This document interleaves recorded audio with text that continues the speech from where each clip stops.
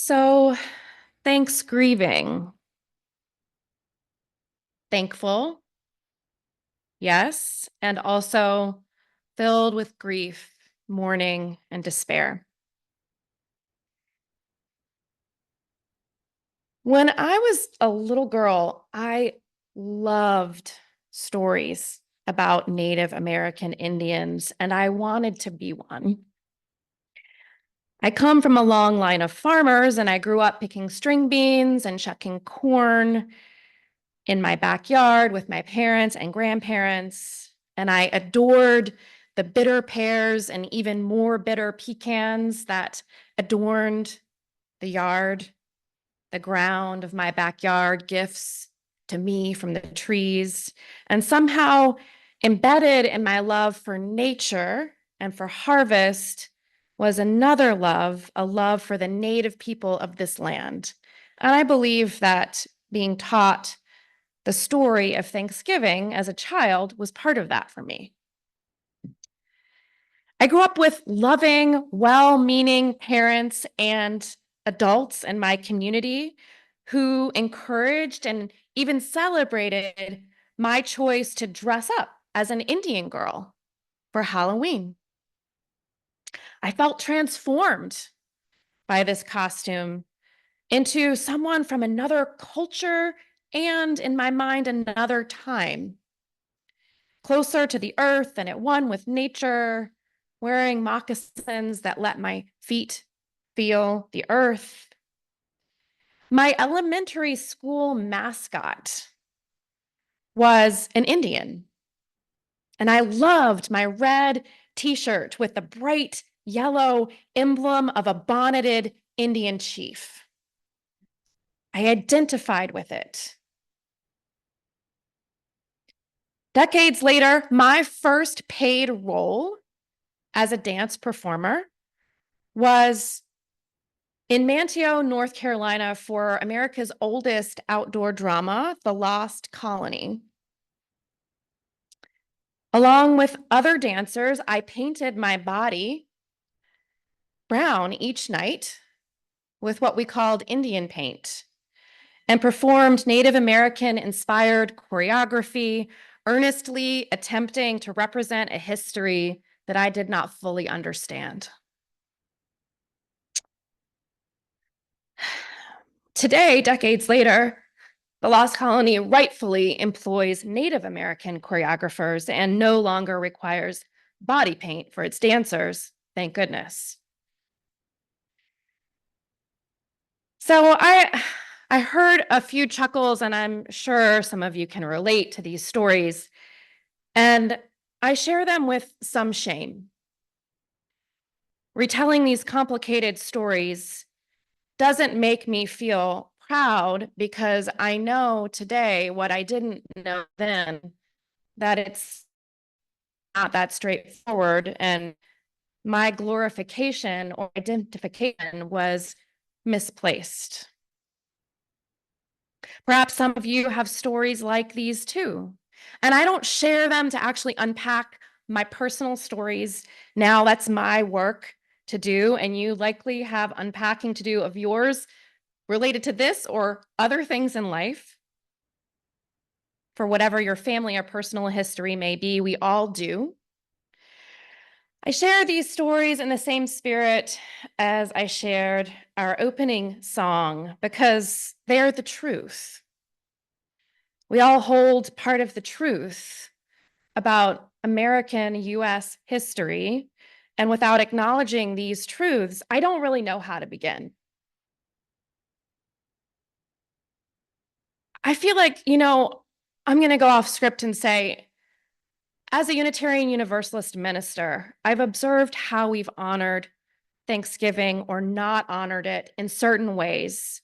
For example, let's not tell that story for Time for All Ages. We don't tell about pilgrims and Indians anymore. And I appreciate that. But what do we do when we don't acknowledge that that's what we've been doing for so long? It's still there, and it's still around us. So let's begin with the truth.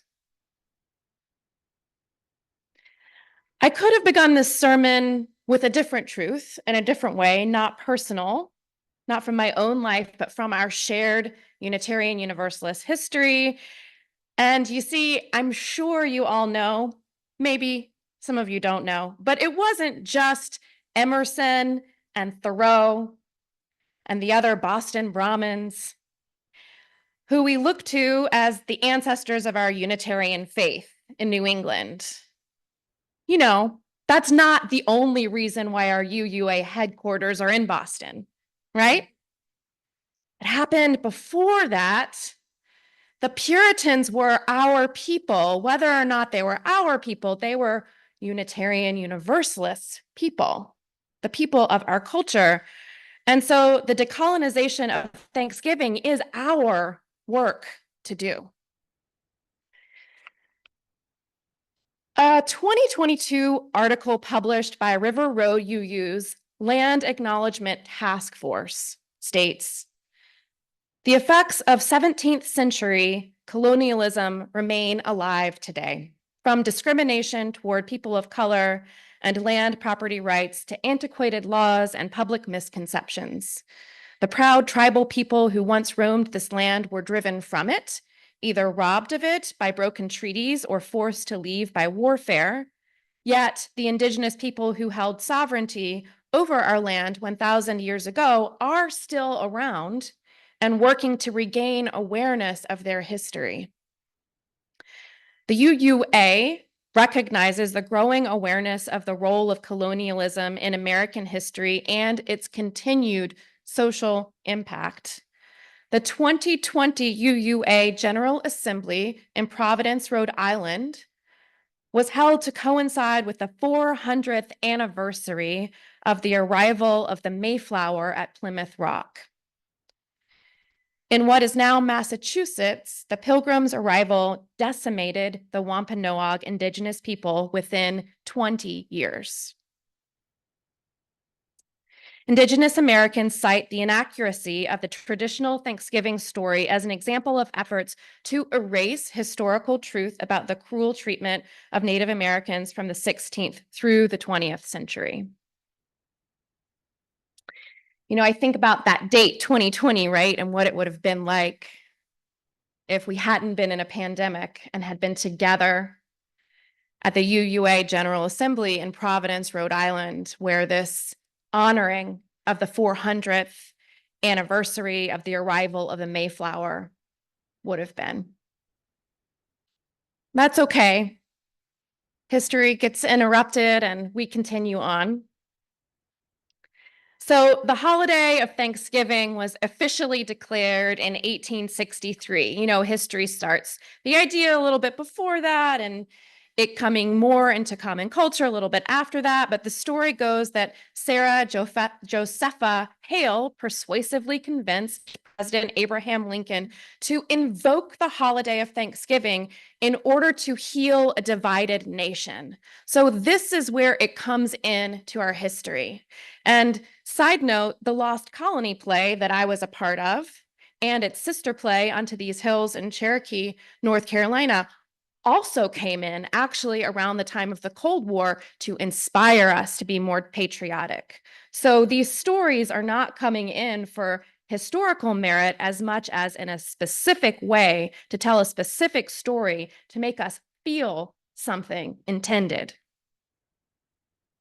The sanitized story of Thanksgiving began to take root over the next 50 years from 1863 on into the 1900s. And according to historian James Baker, by 1920, the romanticized story of the, quote, Pilgrims and Indians was taught to every American child, even in Native schools. Native American writer and author of the Sioux Chef's Indigenous Kitchen, Sean Sherman, writes, Thanksgiving really has nothing to do with Native Americans and everything to do with an old, but not the oldest, guard, conjuring a lie of the first peoples welcoming the settlers to bolster their false authority over what makes a real American. It is a story of supposed unity, drained of the bloodshed and built for the sake of division. So let's bring it to today in our time. Actually, the historical narrative is continuing to change. We're 100 years later from 1920. The historical narrative is changing gradually. It continues to change.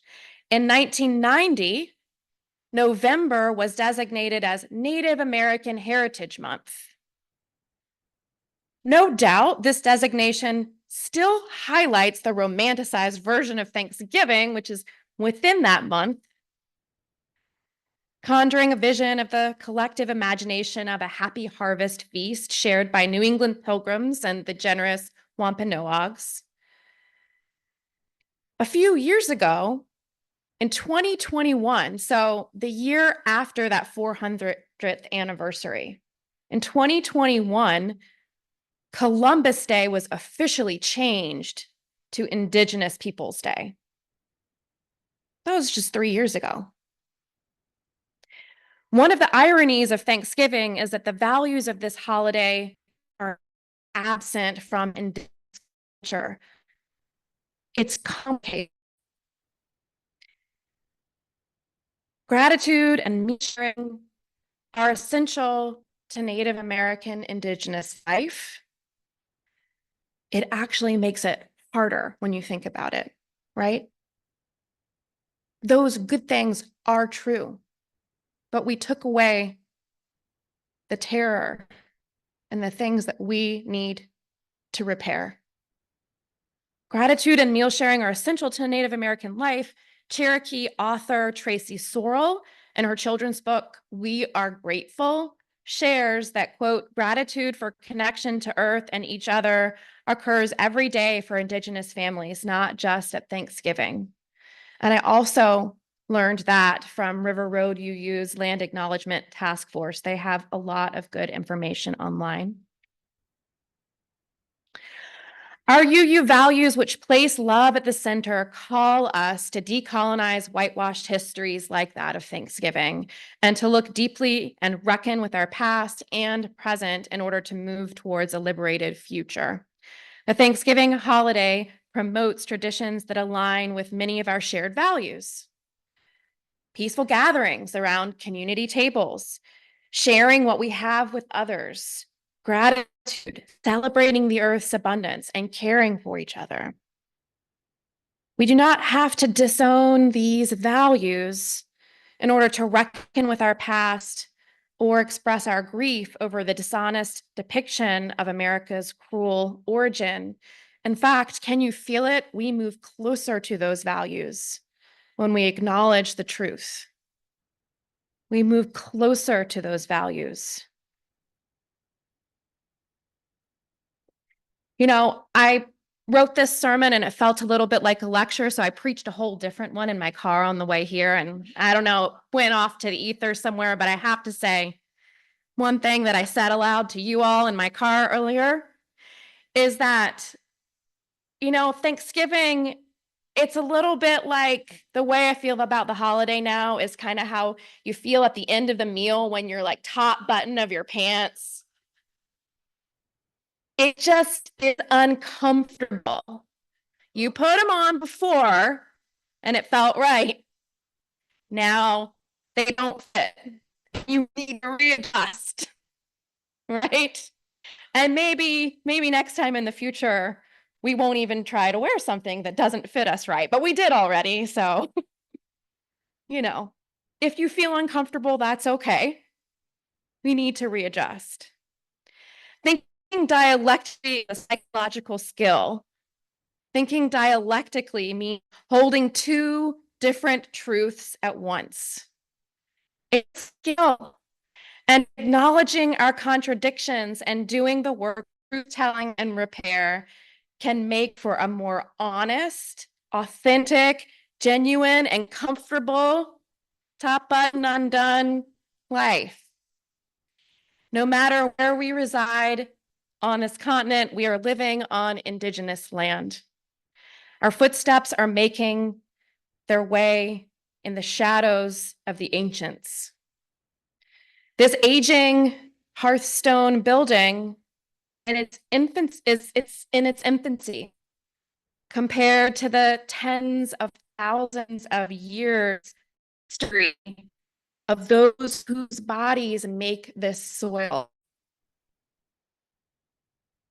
There is a beauty and a grief to our shared history, and much of the grief, for me at least, resides not only in the trauma and violence, but in what has been lost. And I'm not talking about Native Americans disappearing and no longer being here. I'm talking about relationship and culture and love. One pathway to restoration, I'm going to give a couple of pathways to restoration and repair. They're not going to be perfect.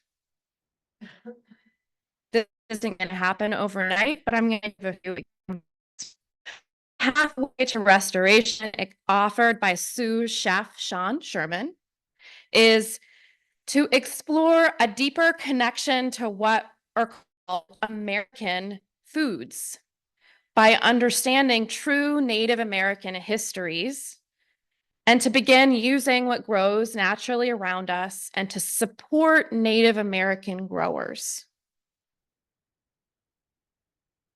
There's no need to make Thanksgiving about a false past, he writes. It's so much better when it celebrates the beauty of the present.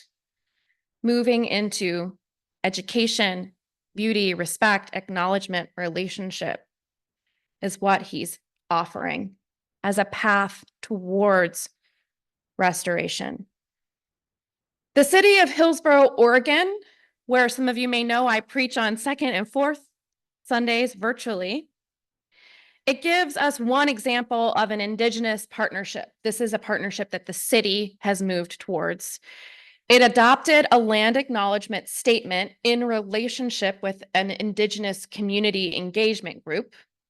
And it was also encouraged by the Indigenous community engagement group to pursue these recommendations: host a powwow, offer learning sessions and host guest speakers, increase culturally responsive services, include Indigenous names in places, fund and exhibit Indigenous artwork, and provide gathering spaces for Indigenous community. If that doesn't sound like enough, it's not. But these were suggestions made in relationship, and that's the point. I want to give a nod to the UUs of River Road for a moment, because they actually started a land acknowledgement task force. Land acknowledgements, how many of you are familiar with land acknowledgements? Land acknowledgements started popping up. I first became aware of them maybe 15 years ago. They started popping up in the early 2000s. They began in Canada. 5% of Canadians are Indigenous. And then we picked up this, all of North America has Indigenous heritage, right? We picked that up here. And I was researching land acknowledgements to try to write. I did a version of one this morning that was a little more hard-hitting than they usually are. I tried to research and look up what one that might be relevant for this land.